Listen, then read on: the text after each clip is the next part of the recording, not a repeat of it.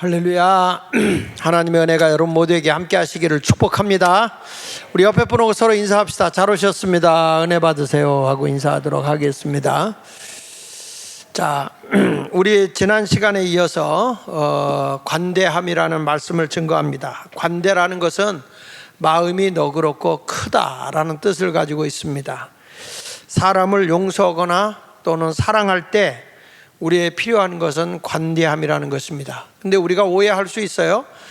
관대하라고 하는 것이 어떤 거짓이나 잘못된 어떤 습관에까지라도 다 그냥 관대해져라 이런 뜻이 아닙니다. 그들의 잘못을 깨닫고 돌아오면 우리가 용서하면서 포용할 수 있지만, 그러나 계속 거짓되고 계속 남을 험담하고 이런 잘못된 생활을 하는 사람에게는 굉장히 단호해야 하는 것이 복음적인 삶이라는 것이죠. 예를 들면 우리나라 사람들이 제일 관대한 게 거짓말이에요. 거짓말하면 뭐 손에 안 입혔으니까 이렇게 생각을 하고 거짓에 대해서 그렇게 그냥 중요시 다루질 않아요. 시시하게 조그만 거 하나 속이는 거, 그냥 말장난하면서 속이는 거, 이렇게 대수롭지 않게 여긴다는 거죠. 그것이 결국에 뭘 가져왔냐면, 우리가 아는 경제협력개발기구 OECD국이 전체가 지금 38개국이거든요. 하나같이 다 선진국입니다.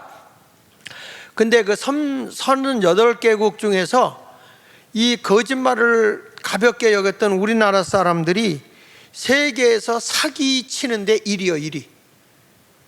대한민국 사람들이 사기를 쳐요. 사기라는 것은 우리가 이게 거짓말을 해서 남을 등치는 거잖아요. 그러니까 이런 것들이 참 안타까운 거예요. 그리고 또 하나는 이 사람의 생명의 존엄성이 상실되어져 있어요. 얼마나 내 한 사람이 귀한 것인지. 기독교의 복음은 천하보다도 한 생명이 더 귀한 것이거든요. 개인 한 사람 한 사람의 인격이 굉장히 중요한 시대인데, 우리나라는 언제부턴가 사람의 생명을 경멸히 여기고 경시 여기고 힘들면 이 세상 끝내버리면 되지, 이런 사고방식들이 자기도 모르는 사이에 잠재해 들어간 거죠. 그러다 보니까 한국이 OECD국 중에서 자살률이 1위입니다. 1위. 이러한 것들이 얼마나 안타까운 일이냐 이 말이에요. 자, 여러분, 이렇게 어려움 속에 처해져 있는 잘못된 것에 대해서의 관대함은 결국에 파멸의 길로 가게 되는 거예요. 이 거짓된 것은 단호하게 거짓된 것을 책망해야 되고, 그리고 사람의 생명을 경시 여기고 하는 거. 여러분, 우리나라가 얼마나 거짓된 나라입니까? 쉽게 말하면 여러분 다 알 거예요. 광우병으로 해서 박근혜 대통령 탄핵시켰잖아요. 근데 그 광우병 이명박 대통령 때 나가서서 하고 말들 보면, 아니 젖소들 보면 주저앉고 그러잖아요. 나중에 알고 보니까 그 젖소가 어떤 소였어요? 다리가 관절이 부러진 소였다고요. 그런 것들을 가지고서 다 했는데 그게 이제 무혐의죠. 근데 여러분, 그때 이 광우병으로 난리 쳤는데 왜 지금 소고기들 퍼먹고 난리요? 그때는 광우병이 있었고 지금은 없나요? 다 거짓말이었던 게 다 판결났어요.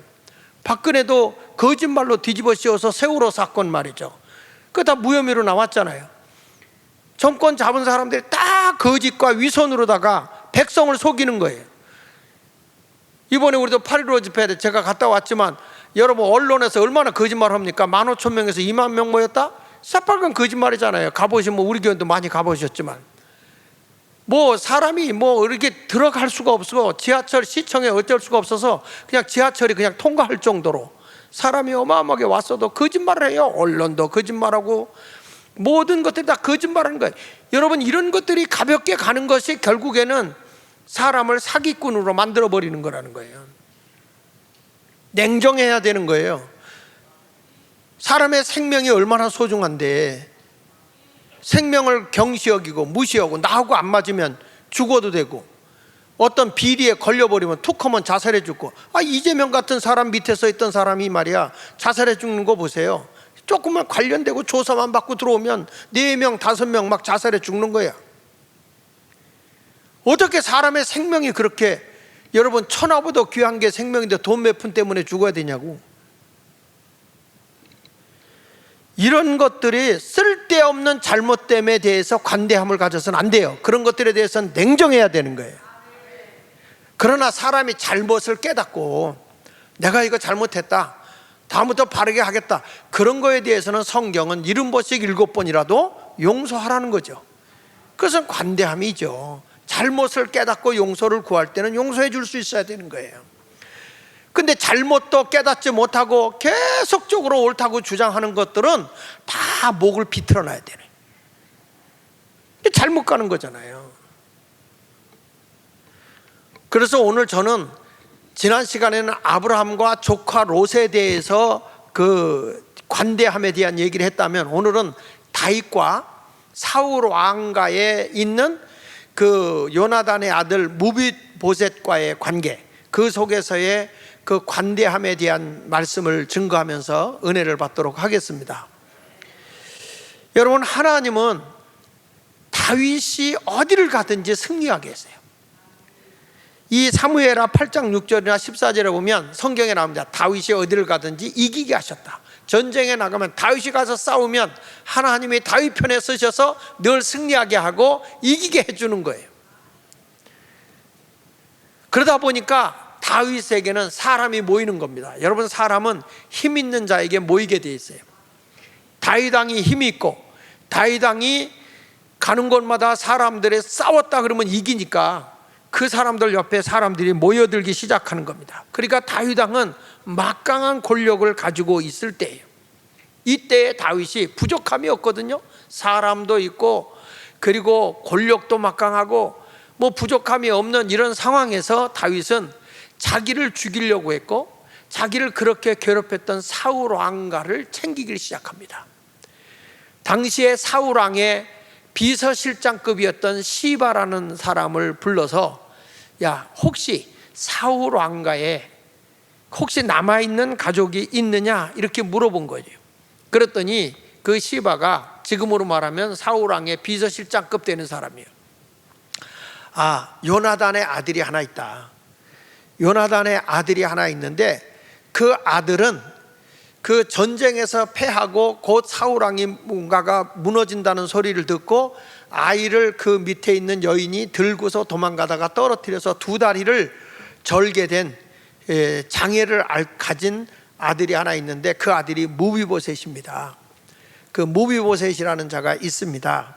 그랬더니 다윗이 그를 데려오게 하고, 그리고 그에게 사울 왕이 남겼던 모든 재산을 그에게 돌려주고, 그리고 무비보셋을 다윗이 자기 밥상에서 같이 밥을 먹을 수 있도록 매일 함께 지낼 수 있도록 그런 큰 배려를 해줘요. 그렇게 다윗을 죽이려고 그 무비보셋의 할아버지인 사울 왕이 다윗을 쫓아다니고 했음에도 불구하고 다윗은 굉장히 마음의 통이 큰 자예요. 그런 사람을 다 받아주고 또 연락해 주는 거죠. 근데 사람이요, 남에게 관대함을 베풀게 되면 자기도 똑같이 그런 어려움이 왔을 때 도움을 받게 돼 있는 거예요. 성경대로 심는 대로 거두는 거예요. 사람을 모질게 하면 나도 결론적으로는 모진 사람이 됩니다.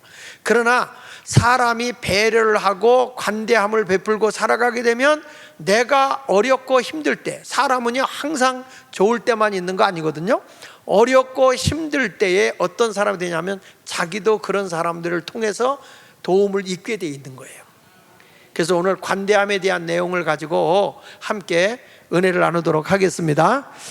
첫째로, 다윗이라는 사람의 관대함은요, 편협한 마음을 넘어서 풍성한 마음을 소유한 자가 됩니다. 야, 여기 보면 이 풍성한 마음을 소유했다는 것은 여유로운 마음을 가지게 된 거예요. 여유로운 마음.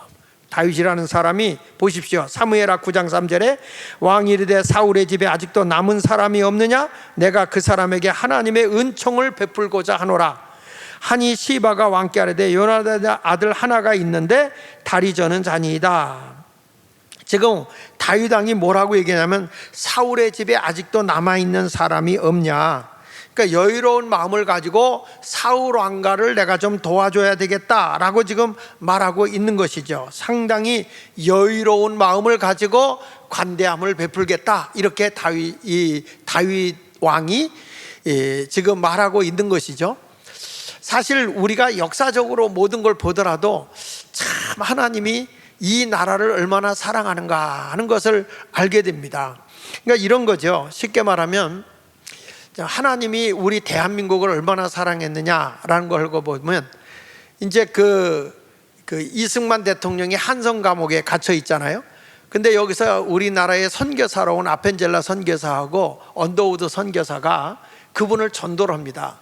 전도를 하는데 그가 딱 거절을 해요. 뭐라고 거절을 하냐면, 내 아버지가 유교를 종교로 가지고 있다. 그래서 내가 유교를 믿든지 아니면 내가 조선 사람으로서 우리 어머니는 불교를 잘 섬기고 있기 때문에 나는 어머니를 따라서 불교를 갖든지 해서 조선 사람이 조선에 따르는 종교를 가져야지 왜 서양의 종교를 내가 갖느냐. 그리고 이제 거절을 합니다. 그때 아펜젤라 선교사의 영향을 많이 받아요. 그래서 이승만 대통령이 감리교인이 되죠. 그런데 이 아펜젤러나 언더우드가 전도를 하면서 뭐라고 하냐면은, 그러면 당신이 힘들고 어렵고 고통스러울 때에 이 성경을 읽어라. 이 성경을 읽으면 마음에 평안함이 올 것이고 위로를 받게 될 것이다. 그 한성 감옥이라는 곳에 들어가면 나오기가 어렵고 거의 죽는 자리라고요. 근데 그곳에 갇혔는데 얼마나 고문이 심했는지 망치로다가 이 손가락을 때려가지고 뼈가 으스러지는 거예요. 그래서 이 이승만 대통령이 굉장히 서예를 잘하는 사람인데 이 손을 움직일 수 없을 정도로 그렇게 고통을 당했던 거죠. 근데 너무 고통스럽고 아플 때, 근데 이분이 그 29에 들어가가지고 감옥에 들어가서 그 고통을 당하는데 77살 때에 그가 꿈을 꾸면서도 그 고문당했던 그 고통에 비명을 지를 정도였다고 하니까 얼마나 한성 감옥에서 고통을 당한지 알지 않아요? 그러니까 너무너무 고통스러우니까 이 사람이 선교사의 말이 들린 거야. 내가 위로받고 힘들고 어려울 때 너에게 따뜻한 위로를 줄 수 있는 책이 성경이다. 그래서 그때부터 성경을 읽어요. 근데 손가락이 완전히 부서져 가지고 이 사람이 성경을 읽을 수가 없는 거예요. 넘길 수가 없는 거예요. 그래서 성경 한 장을 이렇게 보고 옆에 사람 보고 넘겨달라고 하는데, 그 당시에 기독교인이 1% 미만이니까 1%도 안 되는데 감옥에 온 사람들이 이승만의 말을 듣는 게 아니라 침을 뱉고 뺨을 때리면서 조롱을 하고 책을 안 넘겨줘. 그러다가 그러면 그 표에 있는 거기만 계속 반복해서 읽는 거예요. 그러다가 또 착한 사람이 감옥에 들어오면 좀 넘겨달라면 넘겨주고, 그렇게 해가지고 성경을 계속 같은 장만 여러 번 읽다 보니까 성경을 완전히 외운 거예요, 이분이. 그러다가 그 성경을 통해서 성령의 불을 받게 됩니다. 그래서 감옥에서 나올 수 없게 됐는데, 그때에 무슨 전쟁이냐면 러일 전쟁이란단 말이야. 일본하고 소련하고 전쟁이 터지는데 소련이 한반도를 먹느냐 일본이 한반도를 먹느냐 이걸 갖고 막 싸우니까 고종 황제가 이게 이 강대국 사이에서 우리를 지켜줄 수 있는 나라는 더 강대국이 없느냐, 그 강대국을 찾다 보니까 그게 미국이었단 말이야. 그래가지고 밑에 있는 신하를 시켜서 그렇다면 영어를 잘하는 사람이 누구냐, 미국말을 잘하는 사람이 누구냐 하고 찾아보니까 딱 한 사람이 있다. 그게 이승만이다. 그래서 이승만이를 감옥에서 가지고 미국을 건너가게 하는 거죠. 자, 이렇게 하나님의 복음을 접하게 했고, 그런 여러 가지 역사 속에서 결국에 우리가 이제 일본이 이겨서 일본 지하에 36년 동안 있었지만은, 어떻게 이렇게 이 동양 쪽에서, 이 아시아 쪽에서 한국만 유일하게 기독교 중심의 나라가 된 이유가 있습니다. 그것은 뭐냐면, 이승만 대통령이 되고 자기가 깨달은 것이 뭐냐면, 한국 사람의 정신 상태나 모든 것을 보니까 뭐 아무리 나라를 세워도, 이 나라가 일제 30년 해방받아 나라를 세운다고 할지라도 사람들의 마음 바탕이 더러워지고 마음 바탕이 부패되어 있으면 나라가 바로 설 수 없다는 거예요. 그런데 사람을 새롭게 만들고 변화시킬 수 있는 게 뭐냐 했을 때 바로 복음이라는 거예요. 복음. 하나님의 말씀이라는 거예요. 그래서 이 나라는 기독교의 정신으로 세워야 되겠다. 그래가지고 1945년 8월 15일에 해방받은 이 나라가 1948년 8월 15일에 이 임시정부가 세워지게 되는데, 그때 여러분 우리나라가 정부가 세워졌다고 할지라도, 물론 그때에 이윤영 목사님이 기도를 하는데 30분간 국회에서 기도했잖아요. 근데 그 정도로 기독교인 1%도 안 되는 나라에서 엄청난 일을 행한 거예요. 근데 문제는 이러한 일들을 행해 나가려는데 나라가 아직도 국제적으로 인정받지 못했단 말이에요. 우리가 나라를 세웠다고 해도 대한민국이 인정을 받지 못한 거예요. 그래서 1948년 9월 29일 날 프랑스 파리에서 유엔 제2차 총회가 열릴 때 우리 대한민국이라는 나라가 나라로 인정받게 해달라고 거기에 가서 사람을 보내게 됩니다. 근데 그때 유명하게 알려진 사람이 조병옥 박사인데, 조병옥 박사가 술을 너무 좋아해가지고 이승만 대통령이 그를 안 보내고 캐톨릭 신자로서 명성은 없지만 그 사람을 보냈는데, 그게 누구냐면 장면이에요. 장면을 보내고 거기에 이제 같이 따라간 사람이 김한란 박사, 그 다음에 장기영 박사, 그리고 또 하나 남윤숙 박사, 그리고 또 하나는 정일영 박사, 여기 정대철 씨의 아버지 되시는 이런 분들을 5명을 보낸 거예요. 그래가지고 문윤숙 박사죠, 문윤숙. 이렇게 해서 이제 거기를 보냈는데, 거기 가서 이제 대한민국을 좀 이 유엔에서 합법적인 나라로 인정해달라, 그렇게 얘기를 하는데, 그 당시에 영국도 한국이 이렇게 나라가 세워지는 걸 원치 않아요. 그 영국도 반대해요. 소련이 정복하려고 하는 그것을 은근히 지지해요. 그러다 보니까 나라로 반쪽 나라만 지금 하나 임시정부를 세워갖고 가서 해달라고 하니까 허락을 하겠습니까? 허락을 안 하죠. 그래도 끝까지 거기서 계속해서 우리가 이 나라가 되게 해달라고 얘기를 해서 신청을 하면, 소련의 대표가 올라온 비신스키라고 하는 사람이 따가서 거기서 연설을 하는데 끝내질 않는 거예요. 이게 왜냐하면 이 투표권을 행사하지 못하게 하기 위해서 계속적으로 말을 하는 거예요. 그러니까 사람들이 질려가지고 나가는 거죠. 그러니까 필리버스터라고 그러잖아요, 요즘에 얘기할 때. 이제 그런 것을 계속 하니까 이게 안 되는 거예요. 계속 안 되는 거예요. 그때 1948년 12월 22일 이제 하루 남은 거예요. 요 날 하루 남아서 이제 총회가 마감을 짓게 되는데, 이때 통과 안 되면 나라가 안 되는 거죠. 그때 장면이 캐톨릭 신자지만은 뭐라고 얘기냐면, 우리 새벽 기도 가자. 그래서 새벽 3시에 그가 성당으로 새벽 기도를 하러 가요. 그래서 2사람이 갑니다. 남윤순이라고, 아니 모유순이라고 하는 사람하고 같이 새벽 기도를 갔는데 6시간을 기도해요. 6시간. 그리고 오후 3시 반에 이제 이 안건이 올라가는데, 또 소련의 비신스키가 올라가서 필리버스터를 하는 거예요. 막 반대하는 거예요. 15분 정도 지났는데 갑자기 이 사람이 눈이 뒤집히면서 막 허우적거리면서 목을 잡고 튀어내려왔어요. 하나님의 역사죠. 여러분, 나중에 알고 보니까 너무 심한 치통과 성대 결절이 와가지고 이 사람이 고통을 못 이기고 뛰쳐나온 거예요. 그리고 난 뒤에 투표를 했는데 55개국 가운데에서 대한민국을 승인해주자 한 나라가 48개, 반대한 데가 6개 나라, 그리고 기권한 나라가 1나라. 이래가지고 대한민국이 정식으로 유엔에 등록이 되고 나라로 인정받은 거예요. 이게 하나님의 역사 아니겠습니까? 여러분, 북한은 인정 못 받았습니다. 거긴 나라가 아니에요. 대한민국만 나라예요. 그러니까 외교관들이 한국에 들어온 거예요. 외교관들이 한국에 들어왔는데 1950년대에 6.25가 터졌잖아요. 만약에 우리나라가 그때에 국제적인 나라로 인정받지 못했다면 각 나라가 우리나라를 도울 수 있는 법적 근거가 없어요. 근데 우리가 나라로 인정받았기 때문에 유엔에서 국가를 파견해서 이 나라를 지켜준 거예요. 그래서 대한민국이 여러분 자유민주주의가 된 거야. 자유민주국가, 자유시장경제, 그리고 모든 바탕이 어디 위에 세워준 거냐? 기독교의 복음 위에 세워진 나라가 대한민국인 거예요. 여러분, 이런 모든 것을 보면 야, 어떻게 이런 일이 일어날 수 있을까? 저는 하나님의 특별한 은혜다.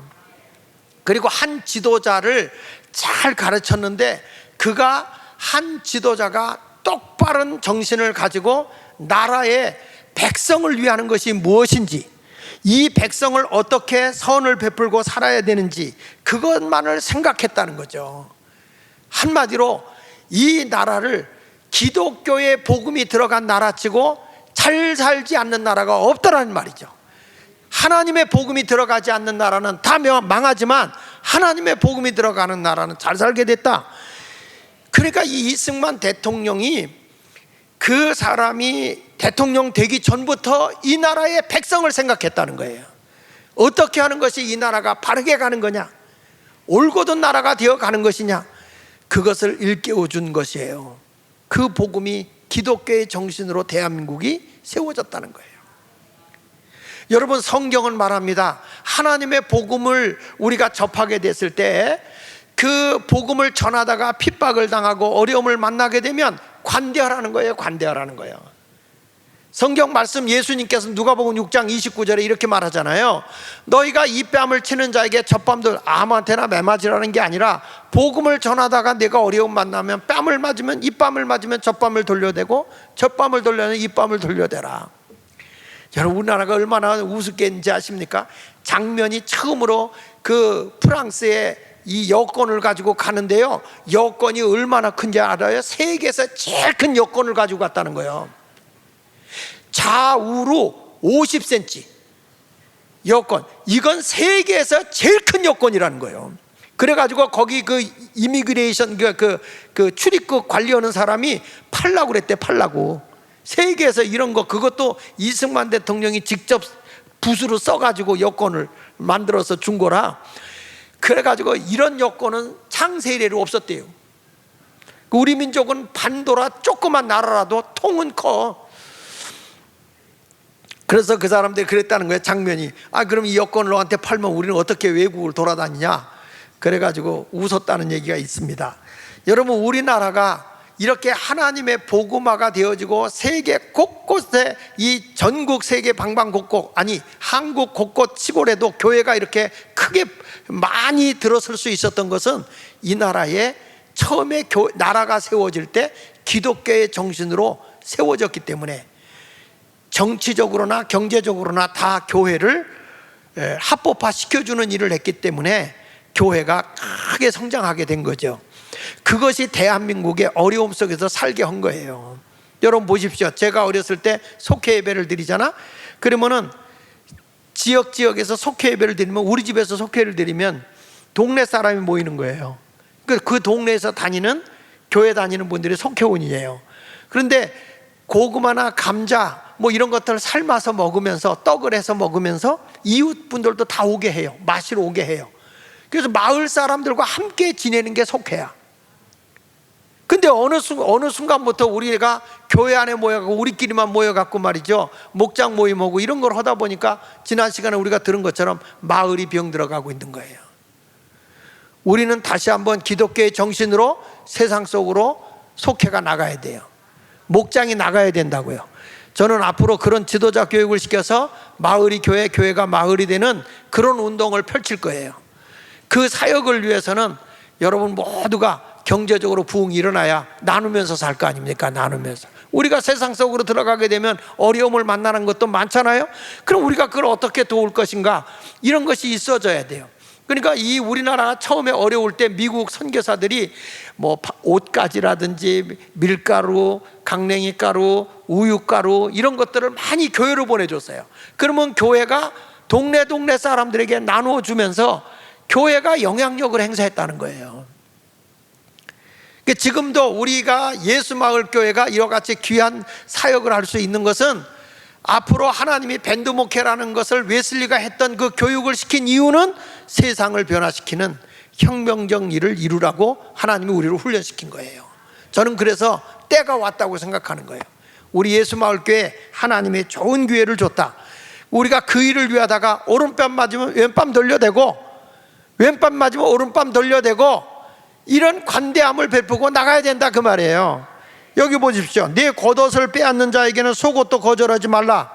내게 구하는 자에게 주면 내 것을 가져가는 자에게 다시 달라 하지 말며 남에게 대접을 받고자 하는 대로 남을 대접해라. 이것이 뭡니까? 헌신이에요. 헌신. 복음을 위해서 헌신하라는 거예요. 그런데 자기 주장, 자기 욕심으로 꽉 차 있는 사람은 이런 사역을 못 하잖아요. 바울이라는 사람이 자기중심적인 삶을 살았으면 세계에 복음을 전하지 않고 개인적으로는 풍요로운 삶을 살았을 거예요. 그런데 예수님을 전하러 다니는 것 때문에 돌에 맞고 감옥에 갇히고 쇠사슬에 묶이고, 그는 풍랑을 만나서 죽을 뻔하고 뱀에 물리고 돌에 맞아갖고 길거리에 죽어서 버려졌다가 살아나기도 하고 상상할 수 없는 많은 아픔을 겪어요. 그런데 그가 왜 그럴까요? 복음으로 영혼을 구원하겠다고 하는 그 정신 때문에 가능한 거였다 그 말이에요. 그래서 복음의 사역은 내 마음에 관대함이 없이는 복음 사역을 못하는 거예요. 우리끼리만, 그저 우리만 모여서 우리끼리 좋다는 식으로 가면 교회도 결국에는 문 닫게 되어 있는 거고 세상도 병들게 되어 있는 거예요. 교회는 세상의 빛이 되어야 되는 거예요. 교회는 세상의 소금이 되어야 되는 거예요. 그러니까 한 사람의, 이승만이라는 사람이 새롭게 빚어지는 순간에 대한민국이 바뀌는 거잖아요. 우리 예수마을교회가 새롭게 되는 순간에 세상이 바뀌어지고 중구가 달라질 거예요. 중구가. 저는 중구가 모델이 되는 그런 지역을 만들고 싶은 거예요. 여러분, 이 다윗이라는 사람이 말이죠, 자기가 성공했는데 자기 혼자 얼마든지 편하게 지낼 수 있는데도 불구하고 사울 왕가의 그 무비보셋을 데려다가 돌봐주고 있는 그 모습을 보면, 야, 이 사람은 정말 자기중심적인 사람이 아니라 남을 배려할 줄 아는 관대한 사람이구나 하는 것을 알게 됩니다. 여기 성경 사무엘상 24장 20절에 보면, 보라, 나는 내가 반드시 왕이 될 것을 알고 이스라엘 나라가 내 손에 견고히 설 것을 아노니, 이게 뭐냐면 사울 왕이 굴에 들어가서 다윗을 잡으러 갔다가 굴에 들어가서 큰 용변을 보다가 다윗이 그 굴에 숨어 있었잖아요. 근데 저 사울 왕을 죽이자 하는데 다윗이 내가 하나님의 기름 부어 세운 왕을 죽일 수 없어. 그리고 옷까지만 살짝 잘랐단 말이에요. 그리고 사울 왕이 나간 뒤, 멀리 간 뒤에 사울 왕에게 소리쳐요. 소리치면서 왕의 옷가지를 봐라. 내가 왕을 해할 수 있었지만 옷천만 자른 거다. 그리고 왕 앞에 절을 해요. 사람의 말을 듣지 마시오. 나는 왕을 절대로 해야 할 사람이 아닙니다. 다윗이 그렇게 얘기했을 때 사울 왕이 고백한 내용이요. 내가 보니 내가 반드시 내 뒤를 이어서 이스라엘의 왕이 될 것을 내가 알겠다. 이스라엘 나라가 내 손에서 견고히 설 것을 아노라. 이게 이제 사울 왕이 한 얘기거든요. 그런즉 너는 내 후손을 끊지 아니하며 사울 왕가를 끊지 말고 내 아버지의 집에서 내 이름을 멸하지 아니할 것을 이제 여호와 이름으로 내게 맹세하라 하니라. 다윗이 사울에게 맹세하며 사울은 집으로 돌아가고 다윗과 그의 사람들은 요새로 올라가니라. 이렇게 말하고 있어요. 그러니까 다윗은 맹세했단 말이에요. 내가 당신의 왕가의 가족을 멸하지 않겠다라고 약속한 것을 지금 지키고 있는 거예요. 이 왕이 되고 나면 정적이 생긴단 말이에요. 정적을 쳐내야지. 정적을 쳐내지 않으면 막 모함을 해가지고 정치를 못하게 만들잖아요. 더군다나 대한민국도 마찬가지잖아요. 왕이 되면 대통령이 되고 나면 먼저 허게끔 이렇게 해줘야 되는데, 이제 100일 된 대통령 가지고 뭐가 됐니 안 됐니 막 물그뜯어지는 거야. 좀 기다려요. 100일 됐으면요, 애기도요 아직도 자기 표현 못할 때야. 좀 기다리라고. 그래서 안 되면 그때 해서도 늦지 않아. 출발도 하기 전부터 비판하고, 그런 지네들은 뭘 잘했다고. 그러니까 여러분, 여기서 왕을 쳐내버리는 건데 다윗은 품어내잖아요. 여기 보십시오. 사무엘상 18장 3절에 요나단은 다윗을 자기 생명같이 사랑하여 더불어 언약을 맺었으며 요나단이 자기 입었던 겉옷을 벗어 다윗에게 주었고 자기의 군복과 칼과 활과 띠도 그러하였더라. 요나단도 아버지는 사울왕을 다윗을 죽이려고 했어도 이 그의 아들 요나단은 다윗을 보호했어요. 이것이 결국에는 요나단의 아들을 돕게 하는 계기가 되는 거예요. 다시 말씀하지만 내가 여유를 가지고 남에게 관대함을 베풀면 그 관대함이 내 후손에게 오는 겁니다. 여러분, 야박하게 놀지 말고, 야속하게 놀지 말고 풍요롭게 노세요. 풍요롭게. 아니, 내가 속상한 게 지난 금요일 날 우리 지방에 계신 원로 목사님한테 전화가 왔어요. 저한테 전화가 와서 장 목사님 어려운 부탁 좀 하나 해야 될 것 같다. 그래서 뭐가 어려운 부탁입니까? 목사님 뭡니까? 우리 지방에 계신 원로 목사님들이에요. 다 뭐 요 근방에서 같은 교회에서 목회하던 목사님들인데 뭡니까? 그랬더니 아니, 우리 원로 목사님들이 지금 모여서 예배를 좀 드리고 싶어. 그래서 우리 지방에 원로 목사님들이 모이면 한 15명에서 한 20명 모이는데 예배 장소가 없다는 거야. 그 제가 아니, 목사님이 요 옆에 있던, 바로 옆에 있는 교회인데 목사님이 있던 교회 가도 되지 않냐? 안 된다는 거예요. 그러냐고.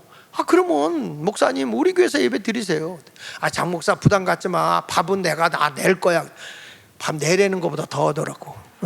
그래서 아니, 그런 거 신경 쓰지 마시고요, 오셔서 예배 드리세요. 목사님들 예배 드리시고 그냥 하세요. 괜찮습니다. 점심은 우리 교회에서 다 준비해 드릴게요.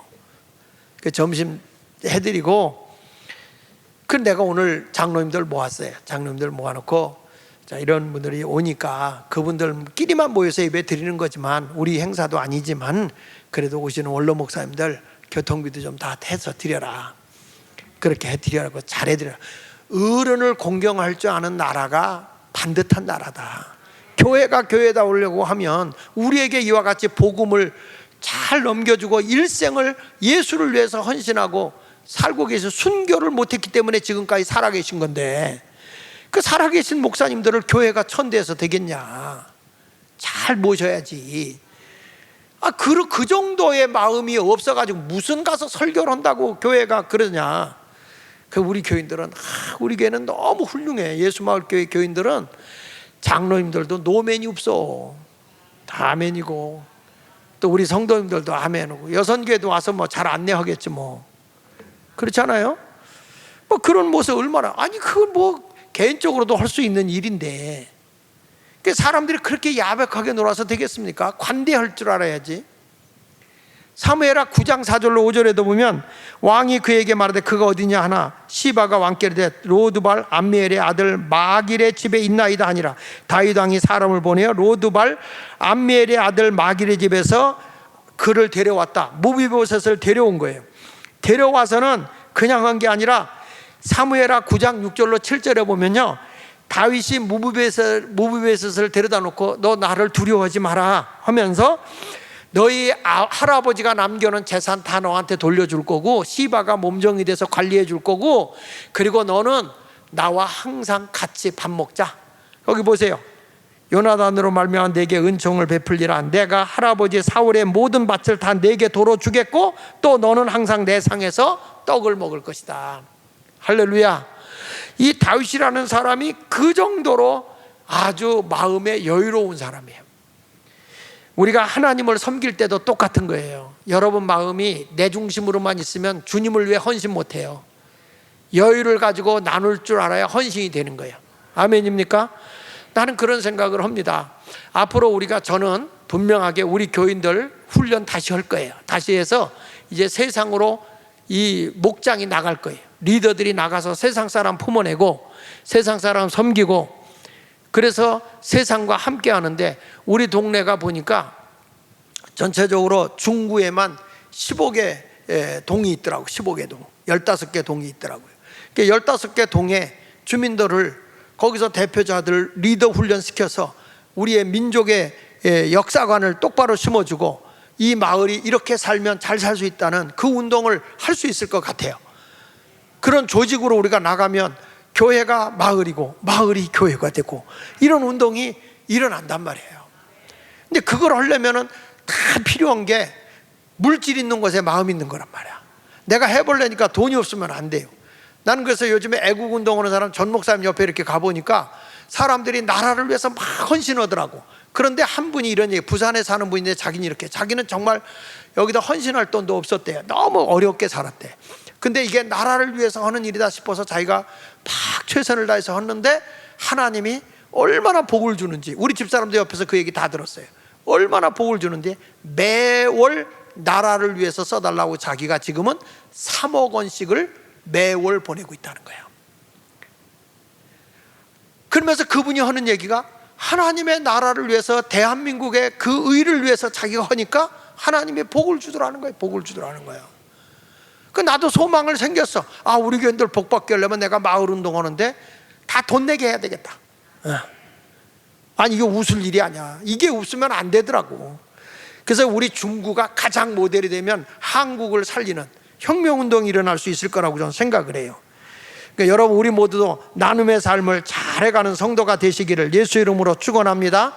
그리고 관용이라는 것은 두 번째 가서 뭐냐, 서로 도움을 주고 받는 거거든요. 따라합시다. 서로 도움을 주고 받는다. 내가 관대하게 이렇게 베풀잖아요. 그러면 그 관대함이 도로 내게 오는 거예요. 지금 우리 대한민국이 여러분 이렇게 자유민주주의가 됐어요. 믿으십니까? 여러분은 공산주의가 좋아요? 자유민주주의가 좋아요? 사회주의가 좋아요? 민주주의가 좋아요? 민주주의가 좋죠? 그 싫어? 간첩 잡는 방법은 딱 한 가지래요. 간첩 알아가는 방법은 뭐냐? 그 김국성 씨가 일러주더라고. 뭐라고 하냐면 김일성, 김정은, 김정일 개새끼라고 욕을 하라고 시켜보래.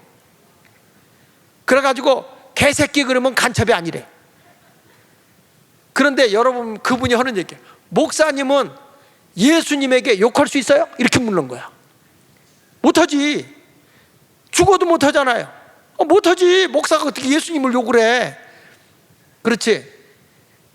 똑같다는 거예요. 자기들은 그를 지존으로 여기네. 지존으로. 신으로 여긴다는 거예요. 근데 그에게 개새끼라고 할 수 있냐는 거예요. 간첩이 못한다는 거예요. 여러분, 이런 것들을 다 가르쳐 주더라고. 우리도 한 명씩 불러다 내가 한번 시켜볼까 하죠.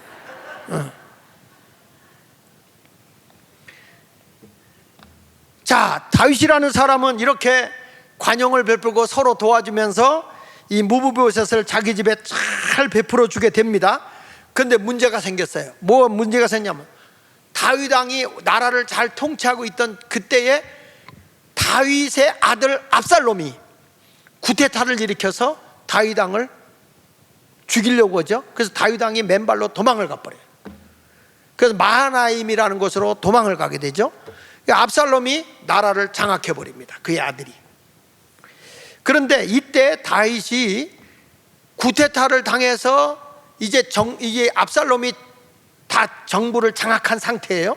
그때 다윗 왕이 마하나임으로 나갔는데 거기에 갔더니 세 사람이 다윗을 도와요. 누구냐면 마하나임에 살고 있는 소비, 마길, 바르실라, 이렇게 이 세 사람이 다윗을 돕고 있는데 다윗의 신복들까지 다 돕는 거예요. 여기 보세요. 사무엘하 17장 27절 29절에 보면 다윗이 마하나임에 이르렀을 때 암몬 족속에 속한 라밧 사람 나하스의 아들 소비와 로데발 사람 암멜의 아들 마길과 로길림 길르앗 사람 바르실레가 침상과 대야와 질그릇과 밀과 보리와 밀가루와 볶은 곡식과 콩과 팥과 볶은 녹두와 꿀과 버터와 양과 치즈를 가져다가 다윗과 그와 함께한 백성에게 먹게 하니 이는 그들 생각에 백성이 들에서 시장하고 고나고 목말하겠다 함이었다. 여러분, 여기에 보면 로드발은 마하나임 지방에 속해 있다 그랬는데 이 지역에 가서 다윗이 많은 도움을 받고 있잖아요. 근데 여기에 우리가 귀담아 관심 있게 봐야 될 사람이 있는데 누가 있냐면 마길이라는 사람. 마길, 소비, 마길, 바르실레 이렇게 있는데 마길이 누구냐면 무비보셋이 어렸을 때 떨어뜨려서 다리를 다쳤다고 그랬잖아요. 그 무비보셋을 돌본 사람이 마길이에요. 그런데 다윗이 도망을 갔는데 마길은 지금 어떤 걸 하냐면 무비보셋을 극진히 돌봐준 다윗을 본 거예요. 굉장히 관대한 사람이라는 걸 알았던 거예요. 그래서 마길이라는 사람은 누구를 돕고 있냐면 다윗이 어려움 만났을 때 도운 거예요. 여러분, 사람의 인생이라는 거 오늘 편안하고 행복하다고 그래서 내일의 불행이 없다는 생각 안 하면 안 돼. 오늘의 편안하다 내일에 나에게도 어려움이 올 수 있어요. 지금 누가 극진히 어렵잖아요. 그 사람을 내가 도와요. 근데 그 사람의 도움을 받았던 사람이 피어날 때 내가 어려움이 올 수 있어요. 그 어려움이 올 때에 사람은 관대함을 입는다는 거예요. 그래서 우리는 작은 것이라도 함께 나눌 수 있는 그런 아름다운 삶을 살아가야 할 줄로 믿습니다. 사랑하는 성도 여러분, 우리는 이제 새로운 변화를 가져와야 되는데 어떻게 세상을 새롭게 변화시킬 수 있냐면 딱 하나예요. 관대함이에요. 관대함. 내 자신에게는 엄격하지만 우리가 일할 때나 어떤 사람 앞에 가서 관대하게 베풀어 주는 게 중요한 것입니다. 우리가 이 웨슬리 신학을 가지고서 우리 예수마을교회가 그 밴드 목회라는 걸 해왔지 않습니까? 그런데 그 밴드 목회를 통해서 내가 이 세상을 새롭게 바꿀 수 있는 기회가 대한민국에 왔다. 우리 지난 시간에 여러분 그 이전 교수가 오셔서 마을이 지금 체제로 병들어가고 있다는 얘기를 하고 있잖아요. 우리 동네도 며칠 전에 보니까 동정부가 아직 없어요. 인사가 아직 바뀌질 않았잖아요. 구청장은 바뀌었어도. 근데 거기에 이 정신적 교육을 시키고 있는 사람이 누구냐면 성미산 마을에서 교육받은, 성미산이라고 하는 아주 쉽게 말하면 이 사회주의, 공산주의 사상에 주입되어 있는 사람이 여기 와서 활동하고 있다니까요. 우리 동네에도. 근데 이런 것이 지금도 일어나고 있는 거예요. 이런 것을 변화시킬 수 있는 것은 한국교회의 소그룹 공동체라고요. 그걸 변화시키기 위해서 어떻게 했냐? 그러면 그런 모델이 있느냐? 그게 영국이라고요. 그게 영국인데 그 영국의 그 책이 이번에 보니까 책이 나온 거예요. 세상을 바꾼 기독교 혁명과 존 웨슬리. 요한 웨슬리가 여러분 우리에게 선물 준 게 밴드 목회거든요. 근데 이 책이 나왔는데 이 책에서 나온 게 뭐냐면 한마디로 어렵고 가난한 사람들이 그 당시에 노동자들이 80%였어요. 80%. 근데 이들의 평균 수명이 18세예요. 얼마나 어렵게 사는지. 당시의 왕족들과 상류계층, 그 다음에 중산계층들은 20%가 부를 다 장악하고 있는 거예요. 산업화 운동이 일어나면서 그나마 농민들도 살 수가 없는 극한 상황이 일어났을 때 이것을 보고 칼 마르크스라고 하는 자가 공산주의의 혁명 이론을 펼친 거예요. 앞으로 이 80%의 노동자들이 폭력 행사를 해서 부르주아족, 저 잘 산다고 하는 사람들 다 때려잡았고 다시 한번 공산화, 모두가 평등한 사회를 만들겠다 하는 운동이 일어날 것이다 라고 했던 거예요. 그런데 여러분, 영국에 그 일이 일어나질 않아요. 왜 그러냐? 그 상황을 보고 세상을 변화시킨 사람이 누구냐면 바로 존 웨슬리예요. 웨슬리가 가진 자들이 돈을 내놓게 하고 배우지 못한 사람을 배운 사람들이 와서 교육을 시키게 하고 돈을 내놓은 걸 가지고서 헌 책방이나 헌 구두점 이런 상점을 만들게 해서 다시 저들이 일어나게 하고 돈을 벌면 갚게 했는데, 역사적으로 보면 그 당시에 이 감리교도들, 그 밴드원들하고 철저하게 신앙훈련 받은 사람들이 들어가서 이 운동을 하는데 돈을 빌려간 사람들 가운데 돈을 띄어먹은 사람이 한 명도 없었다는 거예요. 100% 반환이 된 거예요. 그 영국 사회가 어려움이 없이 혁명이 없이 피비린내가 나지 않고 모든 민족이 잘 살게 된 나라를 만든 사람이 누구냐면 요한 웨슬리라는 사람이에요. 여러분, 우리 교회가 하고 있는 밴드 목회가 바로 존 웨슬리가 한 그 조직을 갖고 하는 거예요. 저는 이 운동을 지금 할 때가 되었다 이거예요. 대한민국이 병들어가고 있는 이 마을을 새롭게 바꿀 수 있는 기회가 왔다는 거예요. 지금 각 마을에 들어가서 일하는 사람들 보면 사상적으로 거기에 잘못되어 있는 사람들이 가서 어떤 생산성을 만들어내서 마을을 잘 살게 하는 게 아니라 그 마을들을 선동해버리고 거기서 국가의 세금이나 돈을 갖다가 자기들이 뜯어먹는 그런 모습의 생활을 하고 있다는 거거든요. 이런 것을 앞으로 교회가 정신 바싹 차리면 마을이 교회가 되고 교회가 마을이 되는, 그래서 우리는 성령의 메인 거룩한 교회, 어느 속으로 더 세상 속으로 들어가는 그때가 임하게 될 줄로 믿습니다. 하워드 켈리 박사 이야기가 있습니다. 이분은 존스 홉킨스 병원을 만든 분이에요. 근데 이분이 어떤 사람이면 그의 아버지가 큰 설탕 도매 사업가였습니다. 이 아버지는 굉장히 부유한 사람이었어요. 잘 나가는 사업자였지만은 그는 자기만을 위해 살지 않냐고 뭘 했냐면 그 돈을 써서 노예 해방 제도를 했어요. 서로 도와주면서 남북 전쟁이 일어났을 때에 그는 많은 경들돼서 노예를 해방시켜야 된다고 하는, 그리고 가난하고 불쌍한 사람들을 돕는 일에 최선을 다했던 사람이 바로 이 하워드 켈리의 아버지예요. 그것을 본 하워드 켈리는 그렇다면 나는 이 세상을 위해서 무엇을 유익되게 하고 살 수 있을 것인가 해가지고 그가 의사가 됩니다. 의사가 돼가지고 남을 배려하며 남을 돕는 일을 열심히 하는데, 자기가 병원에 들어갔을 때에 병원에 한 정신분열 증세를 일으키는 남성이 들어와요. 막 폭력적인 행동을 하기 시작합니다. 그래서 병원에서 이 사람은 받지 않고 내보내자고 할 때 이 하워드 켈리는 무슨 소리냐, 환자는 우리가 돌봐줘야 되는 거다 가지고 때를 써가지고 이 사람이 그 환자를 받아준 그 사건으로 인해 가지고 간호사가 폭력을 당해서 크게 다치게 됩니다. 그로 인해서 이 하워드 켈리가 해임을 당하게 되고, 자기는 다음에 무엇을 하면서 도울 수 있을 것인가를 생각하면서 자전거를 타고 여행을 해요. 그래서 어느 산골짜기를 갔는데 어떤 여행자가 자기도 자전거로 여행을 하다가 그 자전거가 고장내서 오갈 데가 없이 있는 거예요. 그래가지고 서로 이제 대화를 하는 중에 나 자전거 30분만 빌려줘라. 그러면 내가 가서 부속품 좀 사갖고 와가지고 그래가지고 이걸 고쳐가지고 내가 가려고 한다. 30분만 빌려달라. 그러니까 하워드 켈리가 그러라고 그래 30분 빌려줬는데 아직 안 왔대.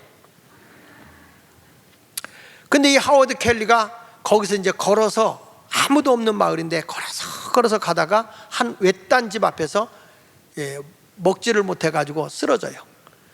쓰러졌는데 그 집에서 데려다가 보니까 아주 가난한 집이었는데 그 집에서 데려다 우유 한 컵을 주는 거예요.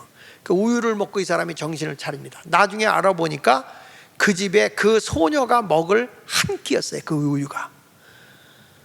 그 거기서 하루를 묵고 이제 다시 돌아와가지고 내가 할 수 있는 일이 뭘까 해서 하워드 켈리가 세운 병원이 바로 존스 홉킨스 대학 병원이죠.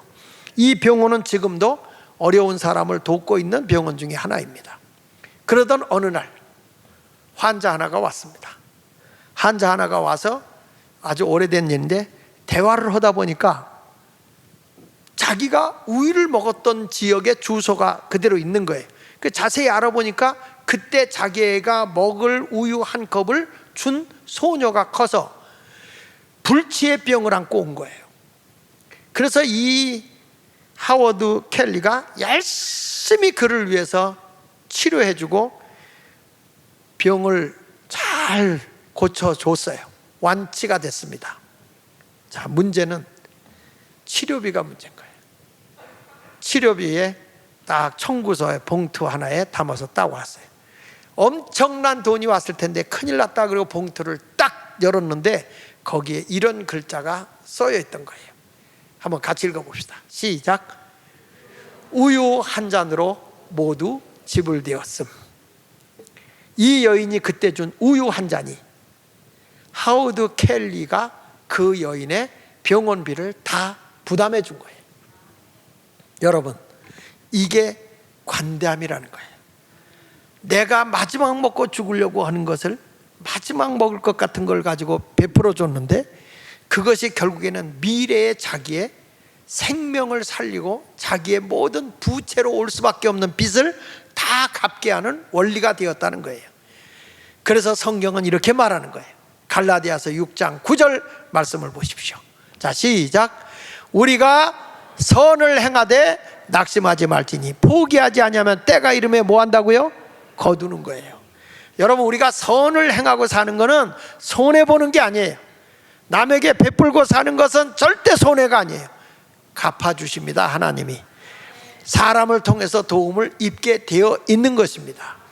그러니까 우리 모두 인색한 삶을 살지 말고 언제나 관대한 삶을 살아간다면 여러분은 이 세상에서 실패자로 살 수가 없어요. 다 성공하는 거예요. 우리 모두 관대한 그리스도인의 삶을 살아가는 성도가 되시기를 예수 이름으로 축원합니다. 기도하겠습니다.